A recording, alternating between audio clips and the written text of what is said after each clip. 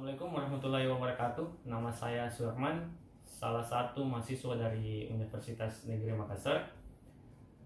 Lebih tepatnya di Fakultas Ilmu Keolahragaan.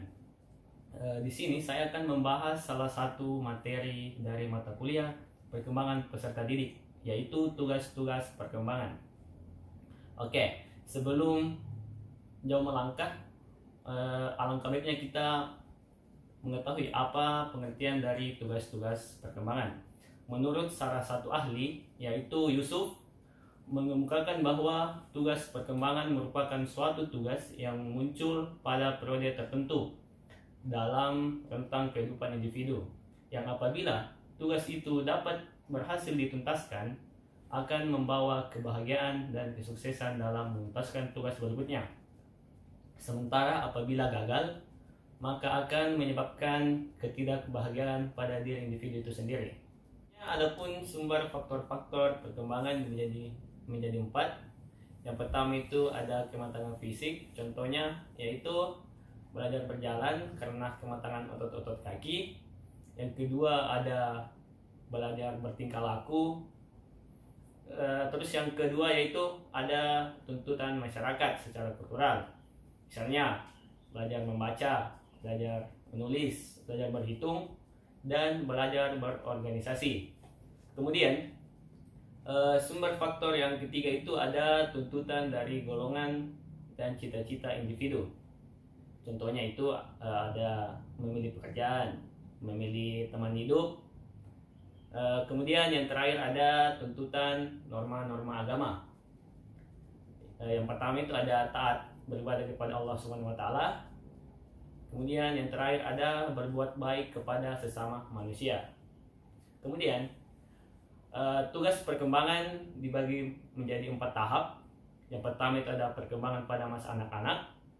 Kedua ada perkembangan pada masa remaja. Yang ketiga perkembangan pada masa dewasa. Tahap ini dibagi menjadi 2 lagi, yaitu ada perkembangan pada masa dewasa awal dengan masa dewasa akhir.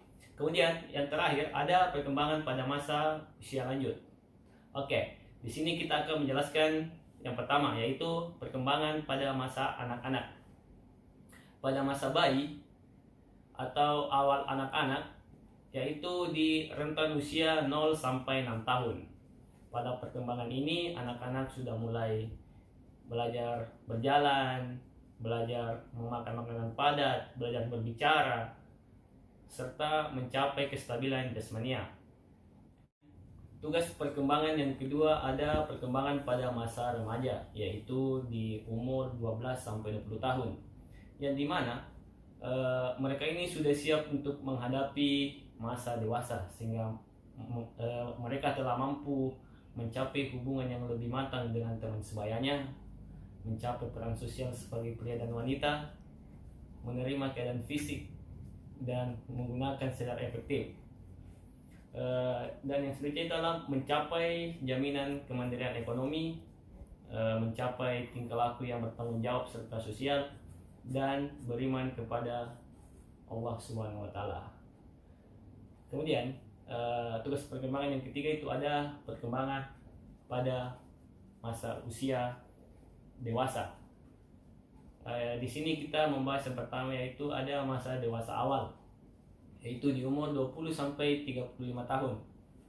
Adapun tugas perkembangan pada fase dewasa awal, yaitu yang pertama, mampu menjalin hubungan lebih matang dengan teman sebayanya maupun jenis kelaminnya. Kemudian yang kedua, mampu melakukan peran-peran sosial sebagai laki-laki maupun wanita. Kemudian yang ketiga, ada menerima kondisi jasmani dan dapat menggunakan secara efektif. Yang keempat, ada memilih pasangan maupun pasangan hidupnya. Kemudian selanjutnya itu ada mampu memilih dan mempersiapkan diri untuk sesuatu pekerjaan di masa depannya. Oke, kemudian pada masa dewasa akhir, yaitu pada usia 55 sampai 65 tahun. Tugas perkembangan pada masa dewasa akhir yaitu memilih tanggung jawab sosial dan kenegaraan sebagai orang dewasa. Kemudian yang kedua ada mengembangkan dan memelihara standar kehidupan ekonomi, membimbing anak dan remaja agar menjadi orang dewasa yang bertanggung jawab dan berbahagia, mengembangkan kegiatan-kegiatan waktu senggang sebagai orang dewasa, dan menerima dan menyesuaikan diri dengan perubahan fisik. Kemudian yang terakhir ada perkembangan pada masa usia tua atau biasa dikatakan masa usia lanjut. Rentan usianya itu ada di 65 sampai meninggal. Adapun tugas-tugas perkembangan pada masa usia lanjut itu, yang pertama ada menyesuaikan diri dengan kondisi fisik dan kesehatannya, karena pada masa usia ini keadaan fisik dan kesehatan mereka sudah menurun. Kemudian yang kedua ada menyesuaikan diri dengan situasi, kemudian menyesuaikan diri dengan kematian dan perasaan hidup.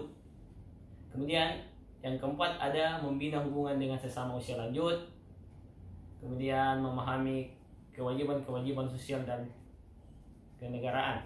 Kemudian yang terakhir ada kesiapan menghadapi kematian. Oke, mungkin sekian materi yang bisa saya sampaikan, kurang dan lebihnya mohon dimaafkan. Saya akhiri dengan Assalamualaikum warahmatullahi wabarakatuh.